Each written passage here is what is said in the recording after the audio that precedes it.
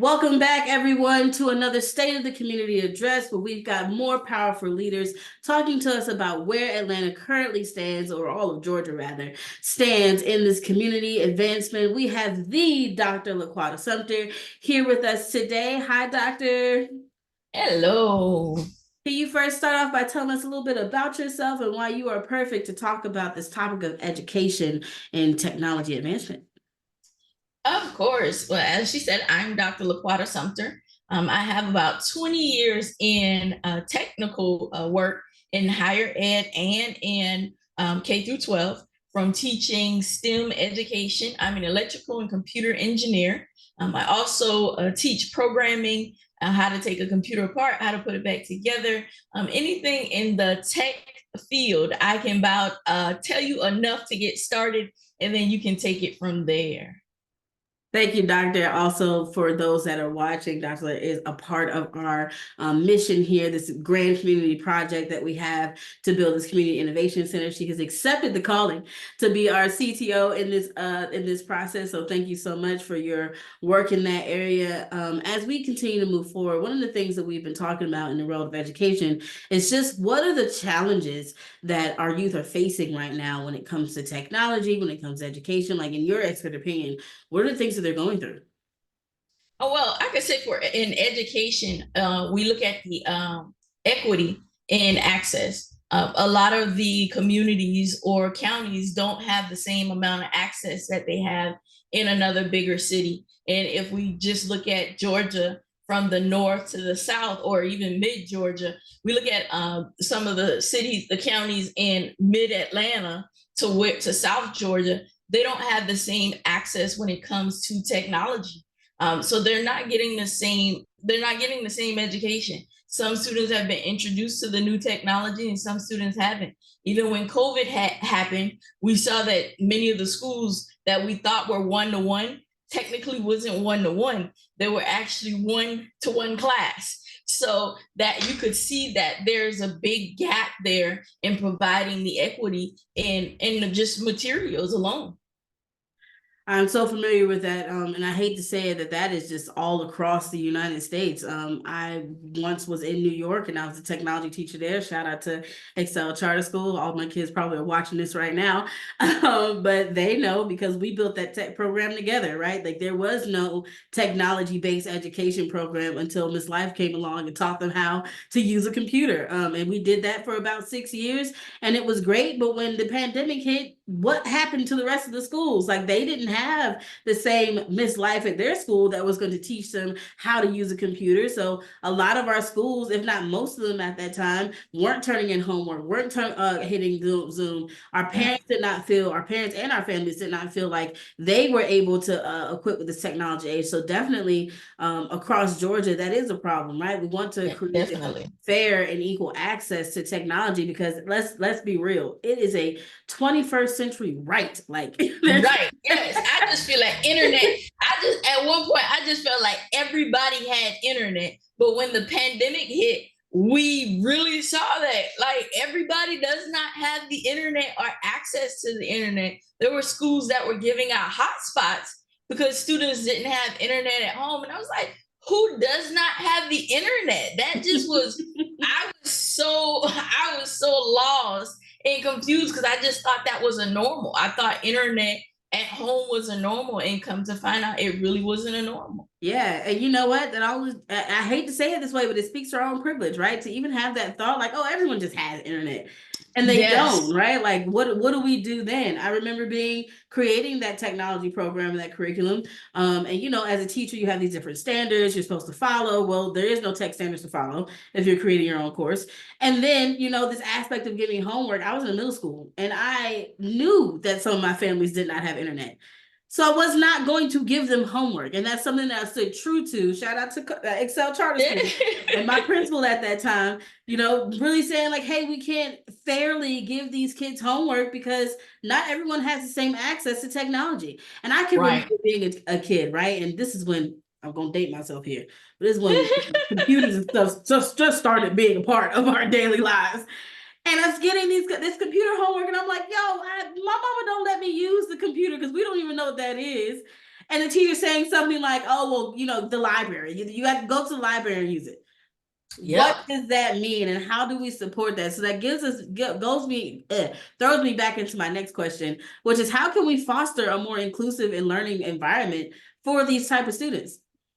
Well, I think the first thing is educating the adults, because a lot of this, like I said, I thought that internet was just a thing that everybody had it. So educating that to say, hey, this isn't a norm. Everybody does not have access to the same thing. And we want to make sure that we are developing cultural competency trainings, making sure that educators are being trained and understand the diversity, even supportive policies. We have a lot of policies that's not inclusive and does not combine everybody. And then the community engagement, making sure that the community understands what the students need and understand that the students need these things to be successful in this technological world. Yes, and I love that addition to a community, because at the end of the day, we are these kids' community, right? Like, Yep. this work doesn't stop at home and it doesn't start at school. We all have a part to play and what to do. So, my next question to you is, what role can community programs play in educating kids outside of the classroom? And does it just stop at the kids? Oh man, and it does not stop at the kids, because some of the parents actually need help, and that's where we upscale the parents, because or upskill the parents, because some of them don't have the skills that they need to make the money that they need for them to actually supply the needs for their children. So the community with after school programs, mental health services, skill development, family engagement. Like my event that I'm having for our fellowship is a mother-daughter drone day, bringing in the families and letting them bond. But they're also going to learn. They're going to learn about the STEM, science, technology, engineering, and mathematics. And then they're going to learn about the career opportunities that are available in the field. That's family engagement, getting them to see what's available. And I might not just spark the children, but I might spark the parent to say, man, I might need to go back to school to learn something new. And they may like, oh man, you can make that much money coding?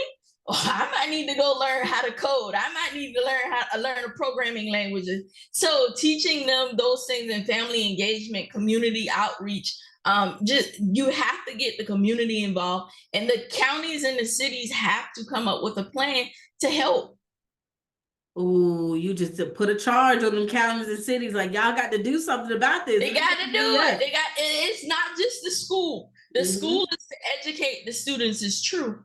But what happened to the learning that was lost during the pandemic? Just like we said, some of the students didn't have computers. We were giving them papers, and some of them didn't bring the papers back. We know that some of the students lost learning somewhere in a couple of at least 6 months in the pandemic. So what are we going to do to teach those children? And then what are we going to do to help the parents who need to help the children? Imagine this world where families are learning alongside their kid, and just how impactful that could be, right? Definitely This is impact. kind of like what we've envisioned for the community center, right? Like, our community innovation center is just that. We want to start piling into this aspect of community engagement, families coming together, doing this work, and it doesn't feel like it's separate, right? Even though it's Yep. great when you had your little baby comes home and tell you everything they learned in school that day, you're like, oh my God, that's so. What if you guys can have that conversation together and then do it together? Oh my goodness, just how much expansion Yep. can happen in that moment. Yeah. So I mean, if we are able to send robots home, and the parents are walking through the robot setup with the student, they've not only learned how to build a robot, but they've also learned critical thinking, programming skills. Yeah. The parent has upskilled their programming, their problem solving skills. Now they were like, man, we figured that out together. Yeah. So now, and not only just the bond, but now they're upskilling their skills. Yeah. So Oh, I love that. knowledge. I love that. And, I think one of the things that we stop thinking about when it comes to children is just what their families are also going through, right? So You start to think, why does this child believe that the only thing that they can do after they graduate high school is to go into some regular 9 to 5, work at McDonald's or do whatever that looks like? And they haven't realized this. One, truth be told, technology is not hard, guys. It's not hard. It's just scary. It's It's scary scary. to It is to get scary. into a new field, a new terrain, a new landscape. It's always changing, so there's this fear Yep. behind it. So, but it's not hard, right? So, what if you Mm-mm. were able to And hone I and into I one thing? Yeah, I've had the opportunity to talk with a lot of students who are changing careers and coming into the technology field. And one lady was like, "Yeah, I think I made the wrong choice. They were telling me I needed to go into technology, and I was like, okay, I'll do it." She said, "But I'm having problems actually comprehending this." I said, "The reason why you're having problems trying to comprehend it is because you're not taking the time to comprehend it." I said, "You're trying to move so fast and you're missing the key points." I Mhm. said, "Slow down." I said, "Take the time, you read, you process, and then you do when it comes to technology." I said, "You have to read it and you read to under you." I said, "You may not understand it when you first read it because it's new knowledge, it's a Right, foreign language. right. So read it the first time, read it the second time, and process it. And Mhm, that's now when you're getting to understand it. And mhm, then if there is a hands-on piece to it, that's when you do and you're actually doing it, you're walking through the steps, and now you can complete it. Why? Because you've slowed down and mhm. you've actually read it, processed it, and now you're doing it. And I she was love like, that, wow, doctor. that makes so much sense. I get it. Yeah. And I was like, yeah, because you're just jumping into it and you think you're supposed to know how to do it. And you don't. So you got to read to make sure you understand what you're doing, Right, and then you do it, and right. then you can successfully obtain the information that you're trying to obtain. It's so important for us that are skilled in the world of tech, no matter what our level of skill looks like, to have that patience when it comes Oh to yeah, individuals that are learning, right? I can think about, we've all got our parents that are older than us, our grandparents that are older than us, and yes, we are the IT of our family, right? And it could be something as yes. basic as, how do I text on my phone, or how do I plug this number in?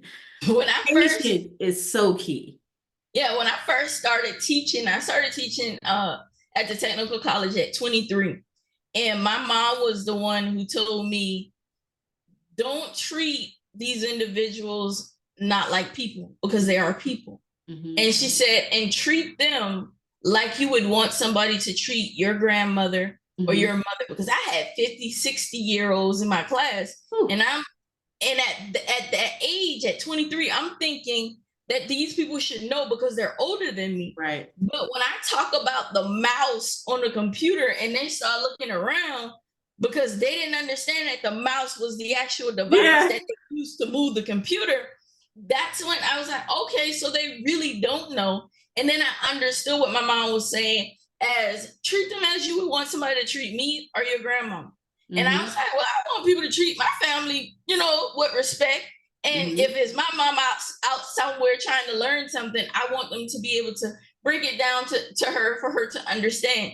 So Right. that's how I'm able to teach those that are older than me that don't know nothing about the computer. I take the time, and it's a different level of patience. It Hmm. is. Hmm. It's not. If you don't have patience, the teaching tech is not for you.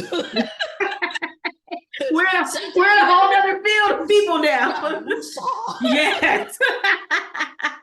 I think similar to you, my mom was the one that kind of got me to understand what that patience aspect looked like. Being Mhm. the IT of my family, which is funny because my dad is an actual IT. My dad was a chief IT of the Navy, right? But when my mom came to me, I had to have been similar to you in my 20s, probably a little earlier than, probably like 18 or so. And she was asking me to show her how to do something. And I got so annoyed, right? Visibly, I had to be a teenager. So annoyed, like, oh my God, how do you not know how to do this? And she said very plainly to me, I don't pick things up as quickly as you do when it comes to tech. I just need you to help Yep. me. Don't talk to me like I'm stupid. Just talk to me as if you're trying to teach me. And I'm like, wow. Okay. So throughout the years, I've taken that same mindset. People don't know what they don't know, right? And even though Yep. They don't know. They you don't pick up know. on it That's quick, you it. pick up on it fast, it may take someone else a couple more steps, and that's okay. So I say this to anyone that's watching, and you are nervous about getting into the field of tech. You're like, hey, I don't know how to advance my quality of life. A couple of things. One, tech is not hard. It's just scary. Please Not. remember that. Release your limiting beliefs. Okay. Yep. Move that to the side. Two, you have to find someone that is going to be patient with you through this Patient, process. patient. Okay. Yep. If someone is not being patient with you, it's only going to add to your fear of technology. Okay. And So, frustration. and frustration, Definitely. right? I used to tell Yep. my fifth graders that I taught, they would get very frustrated when it came to the computer, but at the same time, I was teaching them how to respect technology, right? So I would tell Mm. them, if you get upset, this is actually for the rule for my whole class, all of my classes from fifth to eighth grade.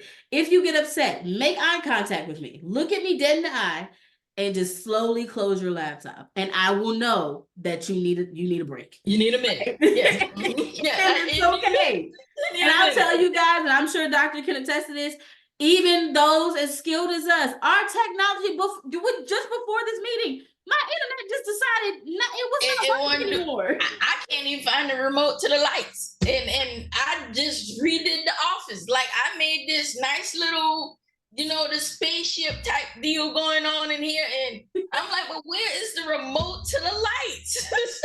So yeah, definitely. Even all of the years of experience that we have, we still run into things, and Still it's run into them. I mean, it's an evolving sector. Yeah. So it changes on a regular. Like AI came out a couple of years ago. Yeah. Now I heard about AI in 2018, and I was like, yeah, that's not something that I want to study. Now I'm like, I should have been studying AI. Right. How do I get involved with AI? So it's something new for us, and so Yeah. understanding that has been something that I've been trying to learn to understand. And then honestly, there aren't a lot of people that look like us that's teaching AI. So Mm-hmm. I get on YouTube, and this guy is talking, and I'm like, what did he just say? Yeah. So it's hard for us too. It's not that we wake up in the morning and we just get it. It's Yeah. definitely hard for us too. We got to process the new technology as well. As well, I can remember being in my master's for software engineering and stopping halfway through. I was like, you know what? I don't know if I want to. I don't know if Yeah. I want to do this. You know, Yeah, maybe I I was like, can yeah, do this else. I'm going over here to instruct. I was in computer science, my master's Uh-huh. in computer science.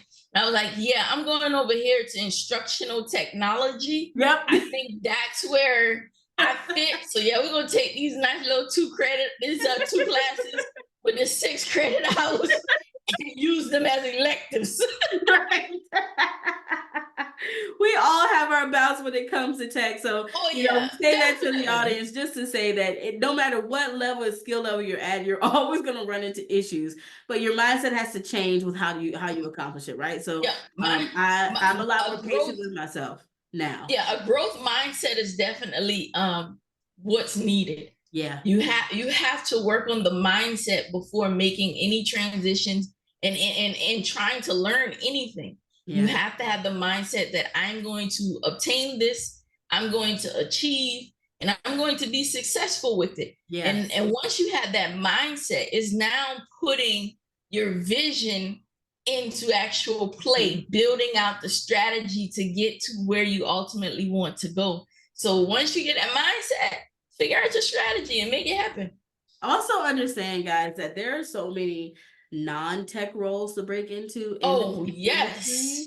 So I just kind of want to speak to that a little bit because, a part of our community center is that we're going to have apprenticeship programs for individuals that want to break into tech and non-tech roles. Shout out to our partner, Alizé Ventures, that is going to be leading that charge on that. Albana Gega, thank you so much. But, from your perspective, Doctor, what are the tech advancements that are being integrated into educational frameworks to enhance learning? Like, what's some of the best stuff that you've seen? I would say continuing to integrate STEM and STEAM into Mm-hmm.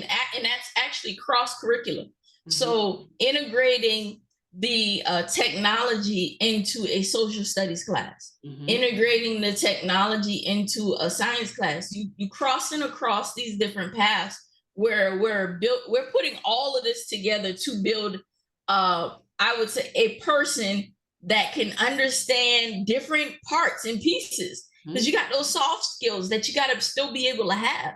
So bridging across these things are allowing us to teach those soft skills. So you got communication, you got problem solving, you got collaboration. So we're bridging across these different topics. So in social studies, instead of just reading a book on the history, now we got these VR glasses that we're taking field trips to Egypt. Yeah. Right from the classroom. Like, and now, and even with science, instead of us having to buy a whole bunch of frogs, we got now these VR sets where we got the students dissecting the frogs or replacing bones and things. So it's all the technology going across the different curriculums has been exciting to me. And that's one of the things with the drones is being able to put that in different topics and different curriculums as well. And like you said, there are many non-tech skills or non-tech positions in these industries. And that's what I teach about drone technology as well. Somebody still got to write the check. Somebody still got to hire the people. So that's an accountant or a payroll person, an HR, human resource person. Somebody still got to write these technical writings, which is the processes. Right. So we still got the English majors, language arts. We still got our project managers who still gonna have to read these documents. So they still got to understand to read. So all these non-technical positions are available. I knew a lady that worked for a company. She was dynamic in marketing, and she basically helped build this startup and had it, running like a well-oiled machine because she did the marketing well. And I know this guy, he got into the drone industry. He was in sales and marketing. He was not a technical guy. He's still not a technical guy, but he is one of the top drone education providers in the industry. Wow. He ain't even been in education. Not even in education. Wow. He hired the people, the educators. He hired the educators. He hired the graphic designer. He hired the instructional designer. He put all of those people together, made a company, and he's one of the top providers in the education drone industry. That's amazing, just impact right there. And, just to close us off, because we've been talking about the youth and how to prepare them for this workforce of tomorrow. Like, what should they be doing to prepare right now for a workforce tomorrow? That's the interesting thing, because a lot of the careers that some of the children are going to have when they get to be adults will be positions that we never thought about. Who thought about a drone flying through the air to deliver packages? Wow. We weren't thinking about that when we were 12. Right. I was not thinking about being a drone pilot at 11. I was supposed to be working for Google or IBM. Yeah. I was not thinking about being an electrical and computer engineer. I was just thinking about taking the computers apart and putting it back together. I wasn't thinking about building the circuits to make the thing actually work. So one thing that I do know that we have to teach is that communication, problem solving, and collaboration skills. They got to have the soft skills. Then once we teach them the soft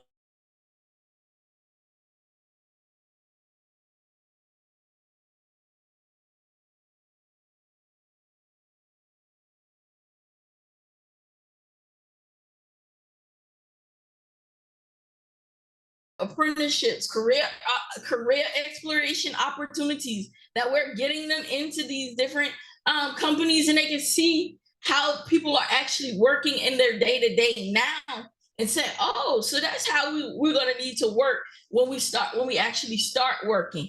And remember that we have to teach them and encourage them to be lifelong learners.